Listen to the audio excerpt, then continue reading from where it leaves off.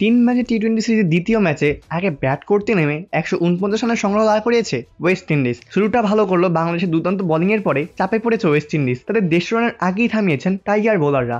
চট্টগ্রামে বীরশ্রেষ্ঠ শহীদ flight lieutenant Motiur Rahman স্টেডিয়ামে টসে জিতে আগে ব্যাট করার সিদ্ধান্ত নেয় ওয়েস্ট ইন্ডিজ। আগে ব্যাট করতে নেমে শুরুতে ব্রেন্ডন কিং এর উইকেট হারিয়েছে ক্যারিবিয়ানরা। দলের 1 রানের মাথাতে 4 বলে 1 রান করে বিদায় নেন ব্রেন্ডন কিং এর বিদায়ের পর ঝড় তোলেন আলিক আথামজে এবং সেই হোপ। দুজনে ধুমধারাক্কা ব্যাটিং এর পরিস্থিতি সামলে এগিয়েছেন ওয়েস্ট ইন্ডিজ। পাওয়ার প্লে 6 ওভারে কিং এর উইকেট হারিয়ে 50 রান তোলে ক্যারিবিয়ানরা। পাওয়ার প্লে শেষে ছুটেছে আলিক এবং হোপের উইলো। দুজনের টান্ডবে বোর্ডে দ্রুত রান তুলতে থাকে ওয়েস্ট ইন্ডিজ। 50 ছুঁয়েছেন দুজনেই। 33 বলে 52 রান করে দলের 106 রানের মাথাতে থামেন আলিক আথামজে। তাকে ফিরিয়ে বাংলাদেশের ব্রেক থ্রু এনে দেন নাসুম আহমেদ। পরেই বলে শেরফান রাদারফুডকে বোল্ড আউট করেন নাসুম আহমেদ।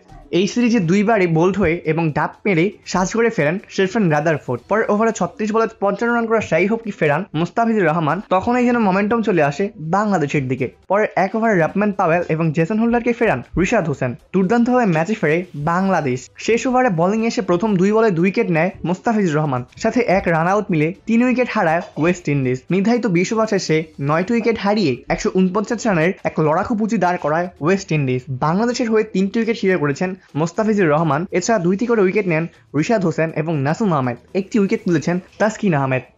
অপূর্ব দাস, প্লেভাস নিউজ।